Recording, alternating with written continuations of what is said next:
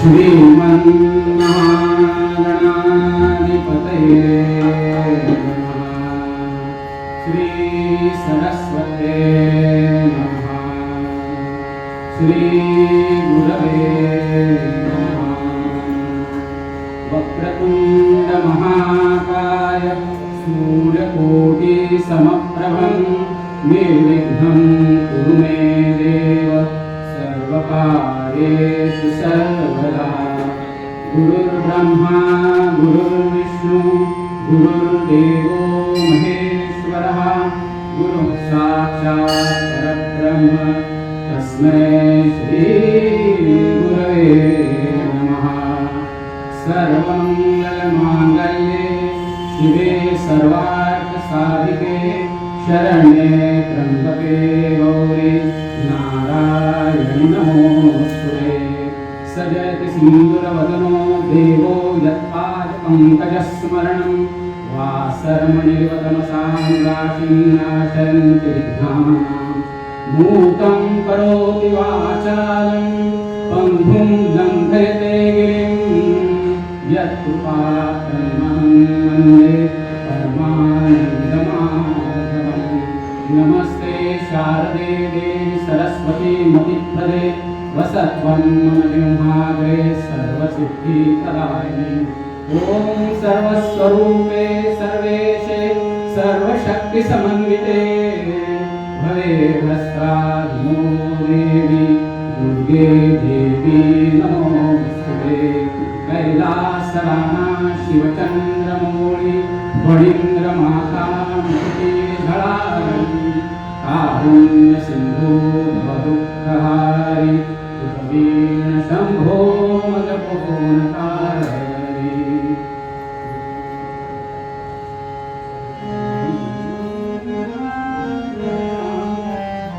हरे राम जय जय राम कृष्ण हरे राम जय जय राम कृष्ण हरे राम जय जय राम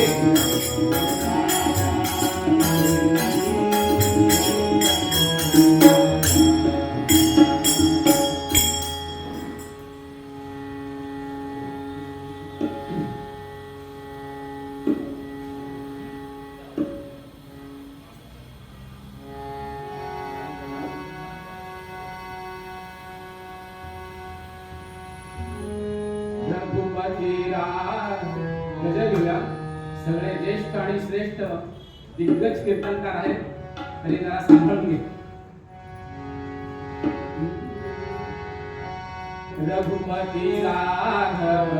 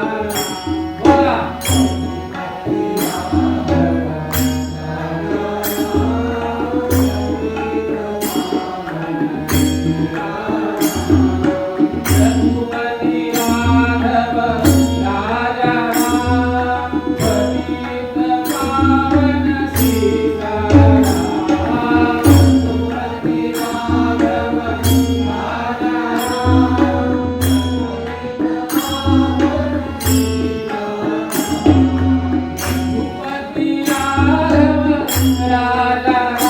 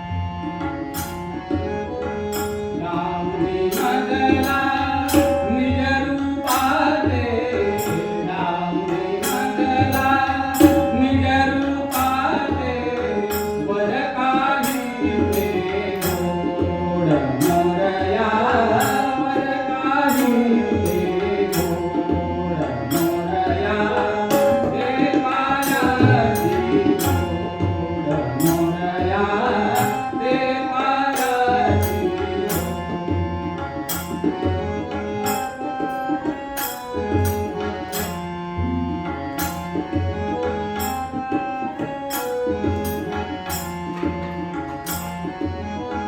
दास म्हणे मन चित्ता लावी दास म्हणे मन चित्ता लावी तव ध्यानाची जोड मोरया तव ध्यानाची जोड मोरया दे पायाची जोड मोरया दे पायाची जोड मोरया दे पायाची दे पायाची दे पायाची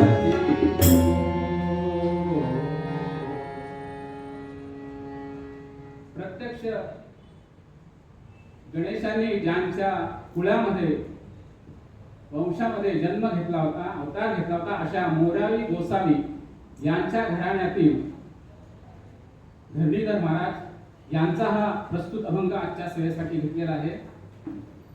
प्रचंड गणेश भक्ती म्हणजे गणेश भक्ती हा ज्यांचा श्वास आणि ध्यास होता अशा या धरणीधर महाराजांचा अभंग आज घेतलेला आहे. महाराज म्हणतात दे पायाची जोड मोरया दे पायाची जोड षड ऋतू मदला भारी छळिती संगतयाचा मोड मोरया दे पायाची जोड दास म्हणे मम दाऊनी मजला निज रूपाते वद काही ते गोड मोरया दे पायाची जोड दास म्हणे मम चित्ता लावी तव ध्यानाची जोड मोरया दे पायाची जोड. या प्रपंचामध्ये आपलं ध्येय म्हणजे ईश भक्ती किंवा ईश्वर भक्ती करण्यासाठी या प्रपंचात हे षड्ऋतू छळत आहेत यांचा संग घडू देऊ नकोस. असं काही तुझं रूप मला दाखव की जेणेकरून ते हितकारक राहील गोड होईल आणि मला तुझ्या ध्यानाची जोड लागेल असं काहीतरी कर असं या अभंगाद्वारे धरणीधर महाराज सांगतात. श्री गणेश हे या विश्वाचं आदिबीज आहे. सर्व देवतांची निर्मिती ब्रह्मा विष्णू महेश या सगळ्यांची निर्मिती या गणेश तत्वापासूनच झालेली आहे. सर्व संतांनी पण हेच सांगितलेलं आहे प्रथम कोणत्याही कार्याची सुरुवात आपण या गणेश वंदनाने करतो. कार्यादो मंगलम कुर्या मंगलम तु विनाशुभम विघ्नेन बाधते कार्यम इति मे निश्चितामती. कोणत्याही कार्याची सुरुवात ही आपण गणेश वंदनाने करतो म्हणजे कोणत्याही प्रकारचं विघ्न येत नाही. मुळात जेव्हा कुठे कार्य घडतं तिथे स्पंदन निर्माण होतात आणि त्या स्पंदनांना एक नाद ध्वनी असतो. जेव्हा सृष्टीची निर्मिती झाली तेव्हा सत्व रज तम या गुणांमध्ये विषमता निर्माण झाली आणि स्पंदन निर्माण झाली. त्या स्पंदनांना जो नाद होता ध्वनी होता त्यांना बीजाक्षर बीजमंत्र असं म्हटलं जातं आणि त्यातला पहिला ध्वनी होता तो ओंकार आणि या ओंकारातूनच या देवतांची निर्मिती झाली ब्रह्मा विष्णू आणि महेश. सर्व संतांनी पण हेच सांगितलेलं आहे. तुकाराम महाराजांनी पण हेच सांगितलेलं आहे. ओंकार प्रधान रूप गणेशा प्रधान रूप गणेशा प्रधान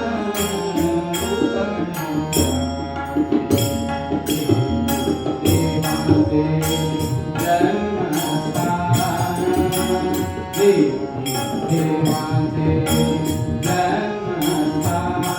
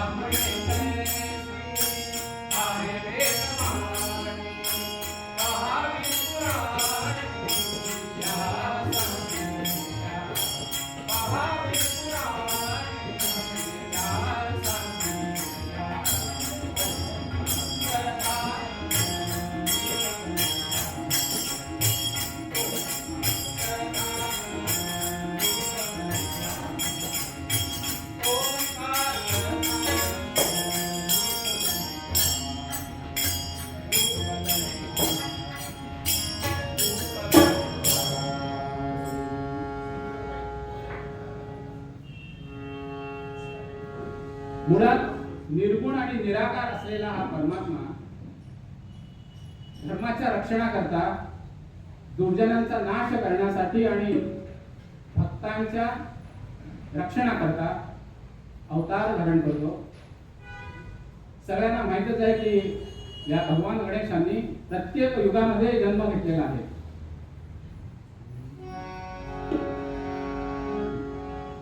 ध्याये सिंहगतं विनायकं दिग्भागमध्ये युगे त्रेतायां तु मयूरवाहनं षड्भागं सिद्धिदं द्वापारे तु गजाननं युगभुजं रत्नाकरागं विभुं तिष्ठेतुर्युगं सिताङ्गरुचिरं सर्वार्थदं सर्वदा मंगलं मूर्ति. सगळ्यांना माहितीच आहे की प्रत्येक युगामध्ये भक्तांच्या काजाकरता, रक्षणाकरता, अधर्माचा नाश करण्याकरता आणि धर्माच्या रक्षणाकरता या गणेशाने वेगवेगळ्या युगामध्ये वेगवेगळे अवतार घेतलेले आहेत. कृतयुगामध्ये वाहन सिंह, मोहत्कट विनायक म्हणून महर्षी कश्यप आणि देवमाता अदिती यांच्या उदरी जन्म घेतला. त्यांनी देवांतक आणि नरांतक यांच्या नाशाकरता.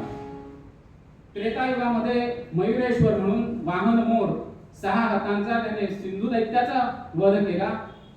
द्वापार युगामध्ये गजानन म्हणून शिवपार्वतीच्या उदरी 4 हातांचा त्यांनी सिंधुरासुराचा वध केला. आणि हे सर्व गणेश पुराणामध्ये याचा उल्लेख सगळ्यांना माहितीच आहे. मुळात निर्गुण आणि निराकार असलेला हा परमात्मा जेव्हा भक्तांच्या इच्छेकरता म्हणजे रक्षणाकरता वेगवेगळ्या युगामध्ये अवतार घेतो आणि भक्तांचं रक्षण करतो, धर्माचं रक्षण करतो. महाराज म्हणतात की यासाठी मला दे पायाची जोड मोरया, दे पायाची जोड, की तुझ्या चरणांचा संग मला घडू दे. कारण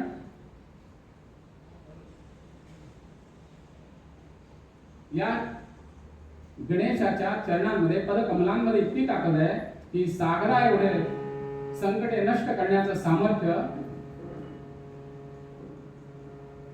या चरणकमलांमध्ये आहे. शास्त्रकार म्हणतात आलंबे जगदालंबे हेरंब चरणांबुजे शुष्यन्ति अग्रज स्पर्शा सदा प्रत्युहवार्धयः मंगलमूर्ती. या गणेशाचे पदकमल किंवा चरणकमल हे सगळं जगाचे आश्रयस्थान आहे.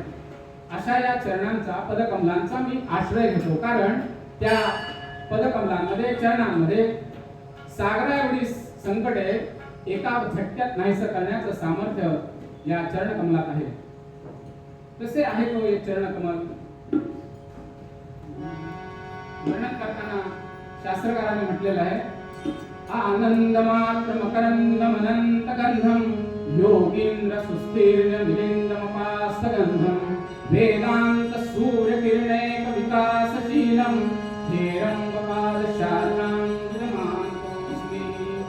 ज्याप्रमाणे कमल दलातील पुटेसर याचा सुगंध सगळीकडे दरवळतो, त्याप्रमाणे या पदकमलांचा आनंदरूपी सुगंध सगळीकडे दरवळतो आहे.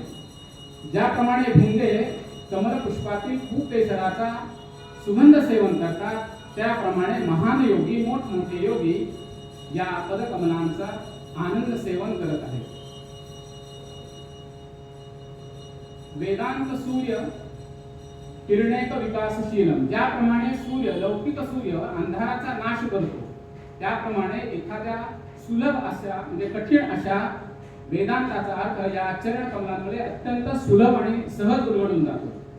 ज्याप्रमाणे शरद ऋतूतील पाणी हे अतिशय निर्मळ आणि स्वच्छ असतं, त्याप्रमाणे या चरणांचं वर्णन असं केलेलं आहे की त्याहीपेक्षा निर्मळ असे हे चरण कमल आहेत. आणि म्हणून त्यांनी कवीने म्हटलेलं आहे की दे पायाची जोड मोरया, दे पायाची जोड. आता या गणेशाचं वंदन आपण प्रत्येक ठिकाणी कुठल्याही कार्याच्या आरंभी करतो. केव्हा करतो? विद्यारंभे विवाहे च प्रवेशे निर्गमे तथा संग्रामे संकटश्चैव विघ्नतस्य न जायते. म्हणजे विद्येच्या आरंभी पूर्वी आपण पाठीवर श्री ओम लिहित होतो श्री. आता पाठी वगैरे काय नाही, आता बहुतेक मोबाईलवरच, कारण कोविडमध्ये ते सगळं ऑनलाईन झालेलं आहे. विद्येच्या आरंभी, विवाहाच्या वेळेला, गृहप्रवेशाच्या वेळेला आणि संकटामध्ये सुद्धा. अहो, भगवान शंकर जी युद्धाची देवता आहे, त्यांनी त्रिपुरासुराबरोबर अनेक वेळा युद्ध केली, परंतु पराभव पत्करायला लागला. अशा या युद्धाची देवता, म्हणजे ज्यांना देवांचा देव महादेव म्हणतो आपण, त्यांना सुद्धा गणेश पूजन केल्यावरतीच त्या त्रिपुरासुरावर विजय मिळत आलेला आहे. मग आपण हे जन्माला आलेलो मानव हे यक्षकिंचित म्हणून प्रपंचामध्ये राहून जर का आपलं ध्येय साध्य करायचं असेल तर या प्रपंचातील षड्रिपूंना टाळून किंवा दूर लोटून आपल्याला ते ध्येय साध्य करायचं आहे. म्हणून महाराज म्हणतात, षड्रिपू मदला भारी छळती संगतयाचा सोड किंवा मोड. संगतयाचा मोड. आता षड्रिपू मध्ये काम, क्रोध, लोभ, मोह, मद, मत्सर हे पण आले. पण त्यातला काम जो आहे तो पुरुषार्थात पण आहे बघा. धर्म, अर्थ, काम, मोक्ष. रिपू म्हणजे षड्रिपू, 6 रिपू म्हणजे, रिपू म्हणजे शत्रू. महाकाम जो दोन्हीकडे पुरुषार्थामध्ये आहे, महाशत्रू कसा? काम म्हणजे कामना, इच्छा. एखादी इच्छा किंवा कामना आपल्या मनात ठेवणे ही काही वाईट गोष्ट नाहीये. तर मला घर बांधायचं आहे, परंतु एखाद्याची जमीन मी बळकावून ते घर बांधणं, तर ती इच्छा माझी वाईट आहे. मग ते रिपूस झालं. पण ते जर का सत्व गुणाने युक्त असेल, चांगल्या गुणाने युक्त असेल, स्वकष्टार्जित धन जे आहे, शास्त्रामध्ये 3 प्रकारचे धन सांगितलेले आहे, शुक्ल, शबल आणि असित. शुक्ल म्हणजे स्वकष्टार्जित समाई, स्वतःने घाम गाळून जे धन मिळवतं ते शुक्ल. शबल म्हणजे वडिलोपार्जित किंवा मातुल घराण्याकडून आलेलं. आणि असित म्हणजे लुटून किंवा भ्रष्टाचार, अनैतिक मार्गाने जे आपण कमावतो ते असित. पाण्याचं उदाहरण घेऊ. पाण्यामध्ये जर का आपण विष मिसळलं तर पिण्यास अयोग्य असं होतं, परंतु त्यामध्ये वाळा किंवा काही लिंबू म्हणा किंवा कोकम आता हे घातलं तर ते कसं पिण्यास योग्य ठरतं. म्हणजे आपण त्या पाण्यामध्ये कोणती वस्तू मिसळतो, म्हणजे चांगली का वाईट, त्याच्यावरती ते पाणी पिण्यास योग्य आहे का नाही ते आपण ठरवतो. त्याप्रमाणे ही काम जे आहे ते जर का चांगल्या गुणांनी युक्त असेल, सत्व गुणांनी युक्त असेल तर तो पुरुषार्थ.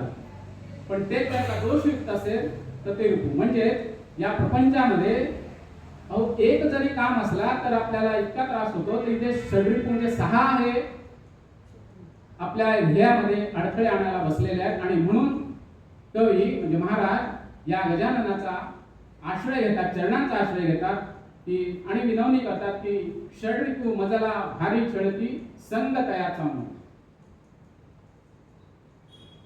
ईश्वर भक्ती करताना की या षड्रिपूंना दूर लोटण्याचं सामर्थ्य मला तू दे, असं हे आपल्या महाराज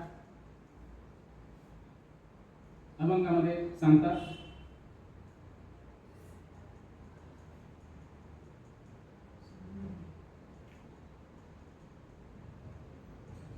दिग्गज सगळे कीर्तनकार असल्यामुळे हळूहळू घरात घडपण वाढायला लागलेलं आहे.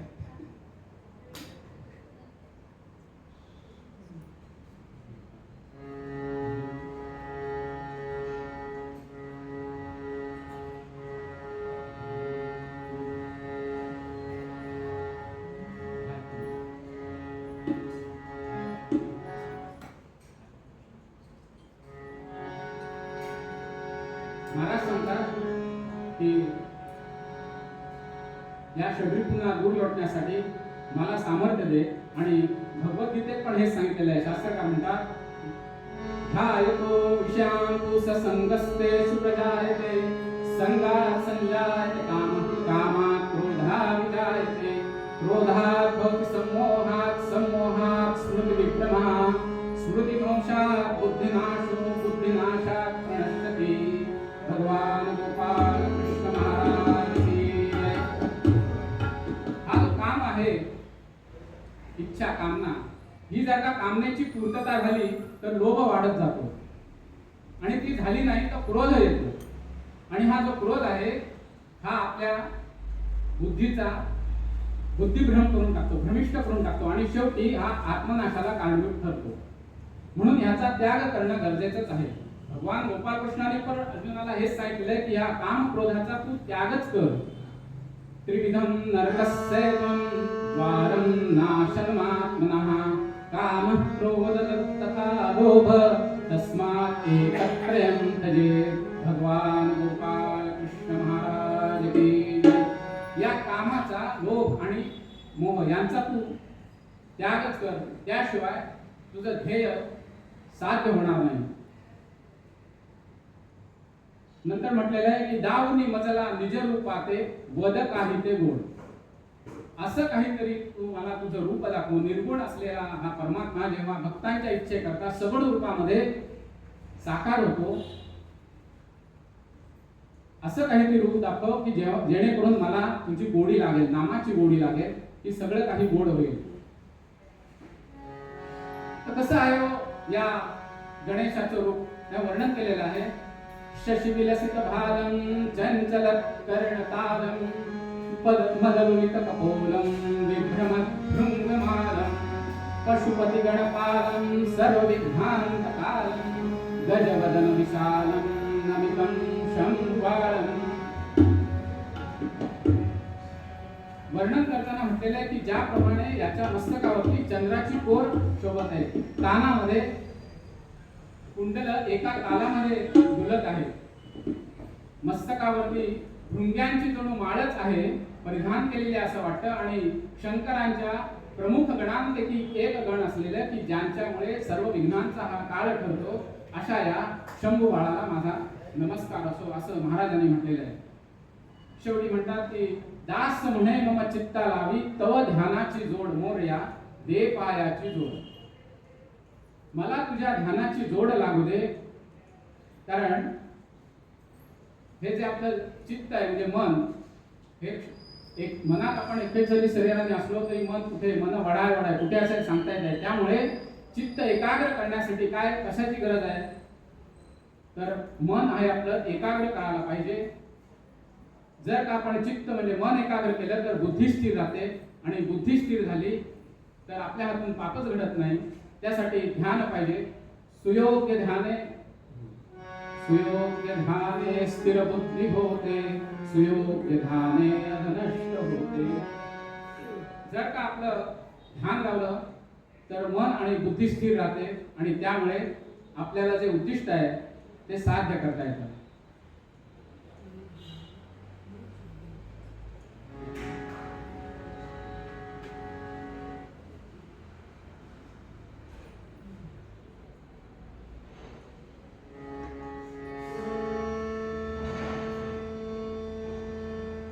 धरणीधर महाराज म्हणतात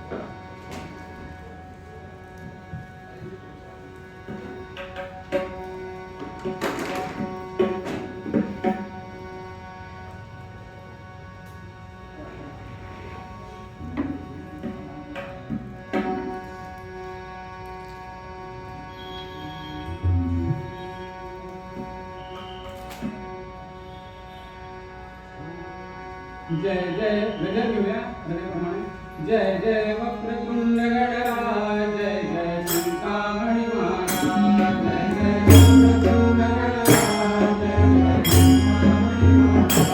जय जय वक्रतुंड गणराज जय जय चिंतामणी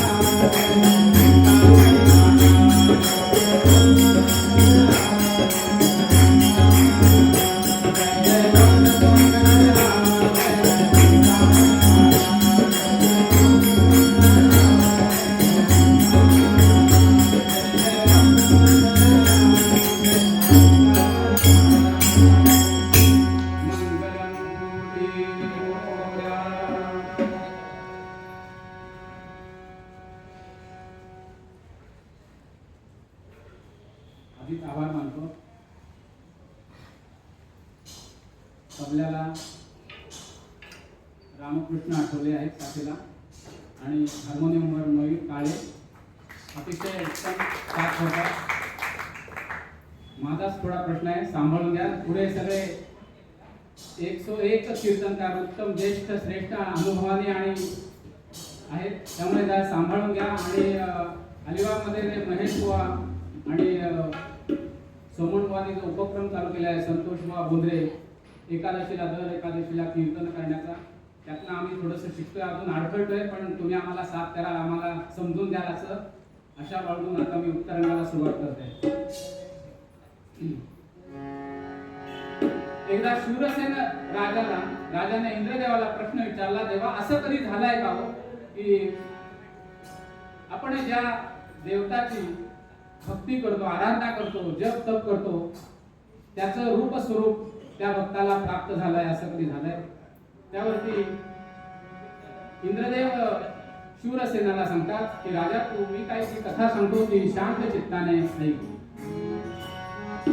शूरसेनाला शक्र कथा सांगे,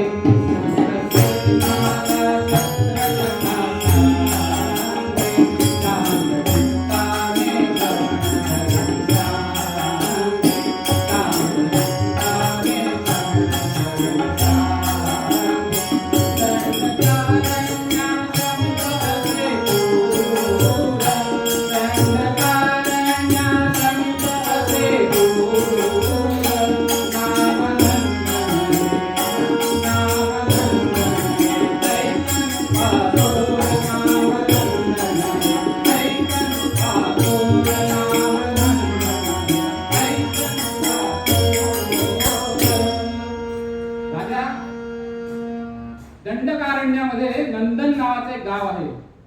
त्या नंदन गावामध्ये नामासोळी आहेत. आता कोळी म्हटलं की मासेमारी हा काही तो व्यवसाय पिढीजात करत नव्हता, तर लहानपणापासूनच त्याला वाईट संगत लागलेली होती आणि तो दुराचारी म्हणजे लोकांना लुटायचं, दरोडेखोरी या अनैतिक मार्गाने धनसंपत्ती तो मिळवायचा आणि हळूहळू मोठा होऊन त्याचा विवाह पण होतो आणि सर्व कुटुंबाचं म्हणजे बायका मुलांचं पालन पोषण सुद्धा त्या अनैतिक मार्गाने जे धन मिळवलेलं असतं त्याची वितरण होते. एकदा त्याला असं वाटतं की आपण शिकार करावी, खूप दिवसामध्ये शिकार केली नाही म्हणून काहीतरी हिरण किंवा अन्य काही मारून यावं आणि म्हणून तो जंगलामध्ये जातो. लहानपणापासूनच त्या वाईट मार्गाला लागल्यामुळे आणि आपल्या कुटुंबाचं पालन पोषण त्याने या असिद्ध म्हणजे मगाशी सांगितल्याप्रमाणे अनैतिक मार्गाने जे धन मिळवलं असतं त्याच्यावर त्याचं बायका मुलांना कपडे लत्ते सगळं काही तो पुरवत असतो.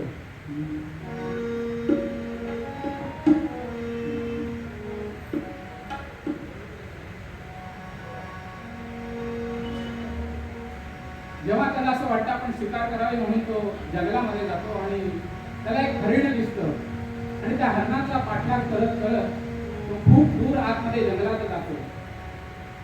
पण खूप पाठलाग करतो, दूरवर अत्यंत घनदाट अशा जंगलामध्ये जातो, परंतु हरिण काही सापडत नाही आणि हरणाचा पाठलाग केल्यामुळे तो अतिशय थकलेला असतो, घामाघूम झालेला असतो. अशा वेळेला पाण्याची त्याला तहान लागते आणि कुठेतरी पाण्याची सोय होईल म्हणून तो आजूबाजूला पाहतो, तर तिथे त्याला एक सरोवर दृष्टीस पडतो. वनात फिरता सरोवर तया दिसे धीवरा, तयास अवलोकुनी करीतसे मज्जना घावरा, करून श्रम पावला बहु सुखान तो धीवरा, तयास कळले नसे कुणी कवीर रे तोवर. अरे एवढे वर्ष आपण लहानपणापासून या जंगलामध्ये वावरतोय, फिरतोय, तरी आपल्याला अजून हे सरोवर कसं दृष्टीस पडलं नाही हा विचार त्याच्या मनात येतो. परंतु असू दे, आता आपण पाणी आहे तर तहान भागू, जरा ताजेतवाने होऊन म्हणून तो तोंडावरती आपलं तोंड धुतो, तहान भागवतो, पाणी पितो. त्याला माहिती नसतं की हे अत्यंत पवित्र असं गणेश कुंड असतं ते, आणि त्या गणेश कुंडातील पाण्याने जलाने त्याने ते स्नान म्हणजे फ्रेश झाल्यामुळे, त्याला आपण मराठीत कीर्तनकार सगळे म्हणतात फ्रेश झाल्यामुळे ताजातवाना होतो, तहान भागलेली असते. आणि अशा वेळेला ठीक आहे, आता आपण शिकार तर गेलीच आहे, तर आपला जो पिढीजात काही व्यवसाय आहे ते सावध काही मिळतो का पाहू म्हणून तो त्या सरोवराजवळ एका झाडाचा आडोसा घेऊन लपून बसतो की कोणतरी वाटसरू येईल आणि आपण त्यांना लुटू किंवा त्याच्याकडचे जे धन आहे ते.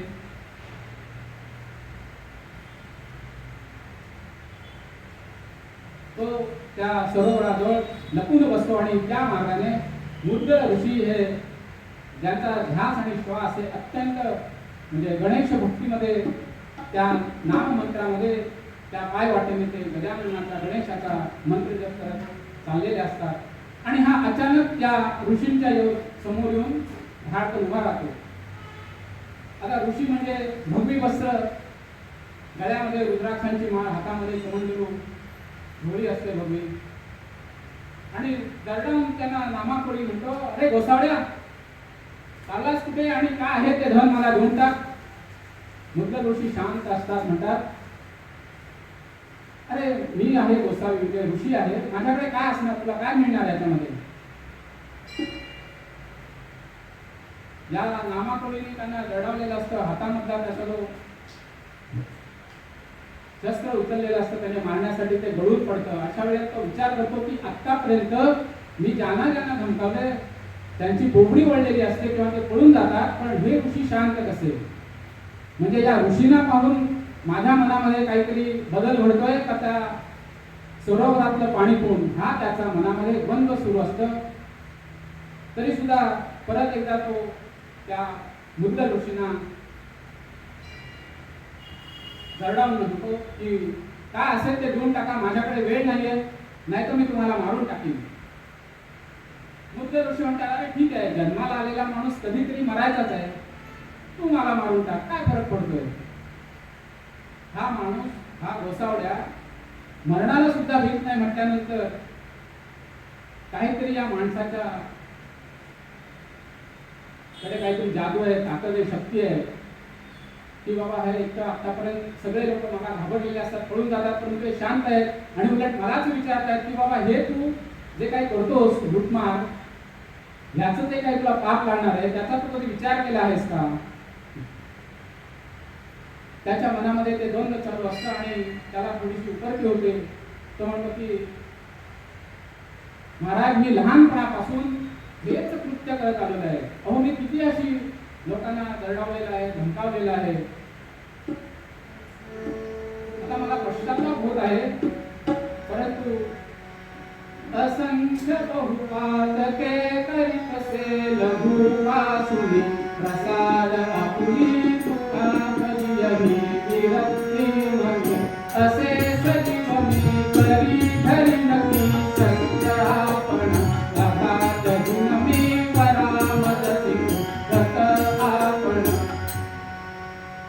महाराज, लहानपणापासून मी हेच कृत्य करत आहे, कित्येकांना लुटलेलं आहे, मारलेलं आहे. त्यामुळे मला आता पश्चाताप होत आहे, त्यामुळे माझा काहीतरी उद्धार होईल असं काहीतरी करा. मुद्दा ऋषी म्हणतात, ठीक आहे, तुला पश्चाताप झालाय ना, हरकत नाही. असे म्हणून ते कमंडलूतलं जे पाणी असतं ते त्याच्या डोक्यावर शिंपडतात की ठीक आहे, तुला पश्चाताप झालाय तर तू मी जो मंत्र देतो गणेशाय नमः हा मंत्राचा तू जप कर.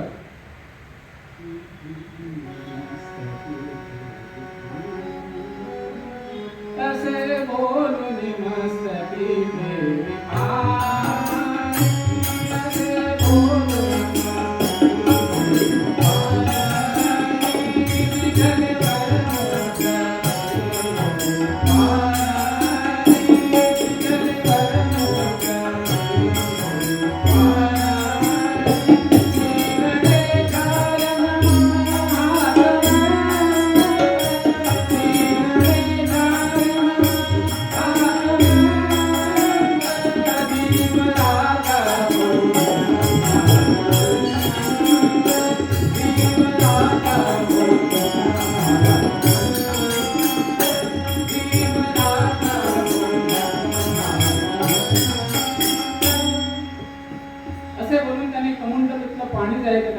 डोक्यावर शिंपडलं आणि सांगितलं की मी जो हा मंत्र देतो याचा तू जप करत बस. श्री गणेशाय नमः हा मंत्र तू जप कर. त्यांनी विचारलं, ठीक आहे, मी जप करीन, पण किती दिवस, किती वर्ष. त्यावर ते सांगतात की इथे या जमिनीवरती एक काठी रोवतात आणि म्हणतात की या काठीला जोपर्यंत अंकुर फुटत नाही तोपर्यंत या मंत्राचा जप कर. मुनी सैव काठी तया सांगती साधू मंत्रात साठी वसे येत मी पुन्हा एक पंथे फुटे अंकुरी यष्टी भावई सतेथे मंगलमूर्ती. जोपर्यंत या यष्टीला अंकुर फुटत नाही तोपर्यंत तू इथे या गणेशाय नमः या मंत्राचा जप करत बस. असे बोलून हे मुद्गल ऋषी मार्गस्थ होतात. त्या मुनींनी जिथे सांगितलं असतं त्या ठिकाणीपासून ह्याने मंत्राचा जप केलेला असतो. काही वर्ष जातात, कालांतराने त्या यष्टीला अंकुर फुटतो.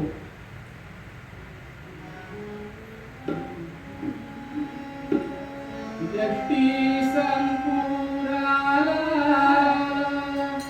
यष्टीस अंकुराला सहस्र एक पूर्ण वर्षानी, सहस्र एक पूर्ण वर्षानी संत भेटी होण्या, संत भेटी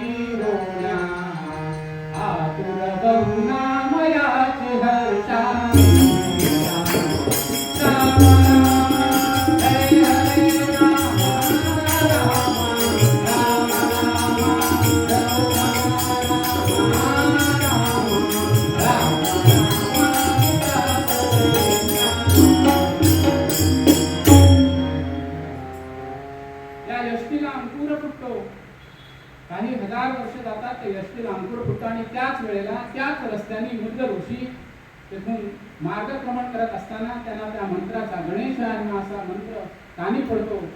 तिथे ते थांबतात क्षणभर आणि काहीतरी त्यांना स्मरणात येतं की पाहतात आजूबाजूला जी काही झाडी झुडपी असतात ती दूर करतात आणि पाहतात तो तिथे त्यांना आठवतं की हा नामाकडील आपण जे काही सांगितलं तो मंत्र जप करत असतो. त्याला सावध करतात, कमंडलूचं पाणी घेतात आणि त्याच्यावर शिंपडून त्याला ते सावध करतात.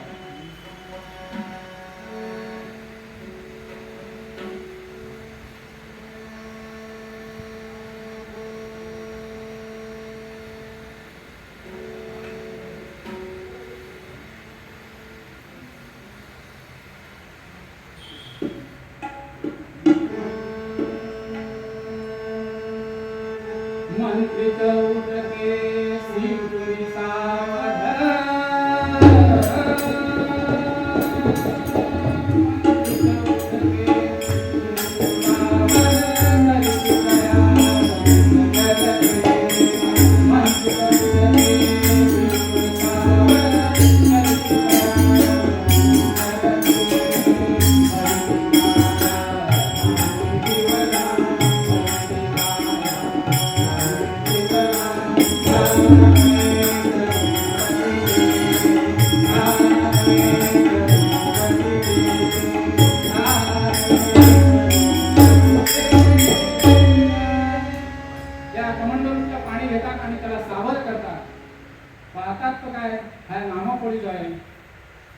त्याला या गणेशाच्या मंत्रजप केल्यामुळे हजार वर्षांनी त्या सोंड प्राप्त झालेली असते. भ्रूमध्यापासून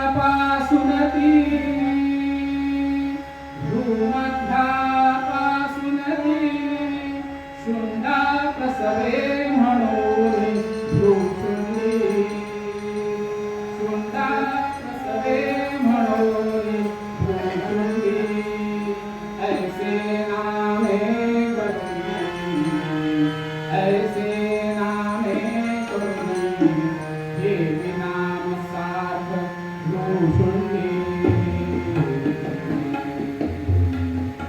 चला या नामाकोळीला या गणेशांना मंत्र जप केल्यामुळे गणेशाचंच रूप स्वरूप प्राप्त झालेलं असतं, तोंड आलेली असते म्हणून त्याचं भ्रूशुंडी असं ते नाव त्याला ठेवतात नामाकोळीला आणि आलिंगन देतात की आता तू भ्रूशुंडी म्हणून तुला ओळखतील आणि तू याच ठिकाणी बसून त्याला पुढे ओम या अक्षराचा मंत्र देतात. ओम या मंत्राचा जप कर, तुला प्रत्यक्ष श्री गणेश दर्शन देतील असे म्हणून मार्ग सोडतात आणि परत एकदा या भ्रूशुंडी हा गजाननाचा गणेशाचा मंत्र जप करतात.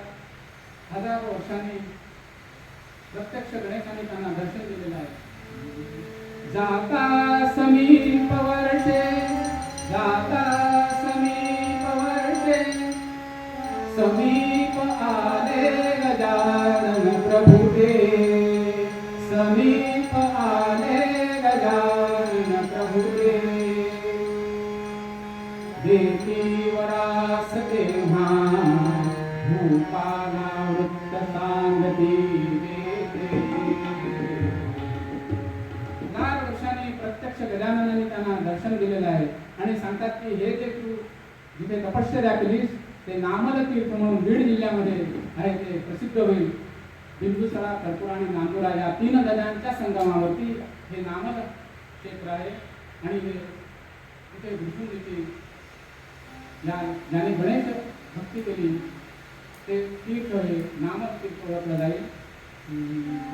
जेथे तपसा केली नामल नामे पुनित हे स्थान, होई भ्रूशुंडी भक्ता मूर्तीच्या दर्शनानसे जनन.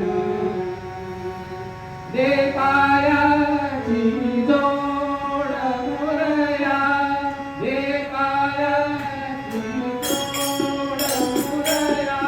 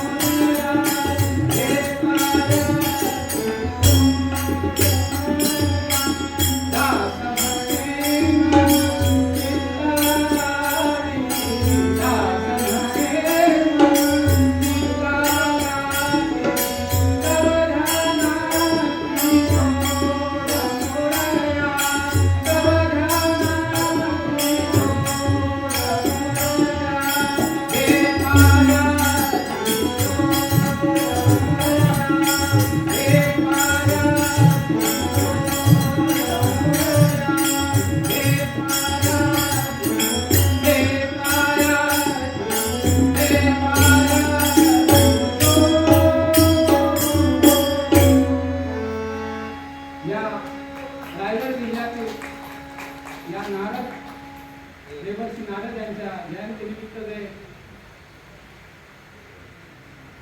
मला संधी दिली आयोजकांनी त्याबद्दल मी त्यांचा ऋणी आहे.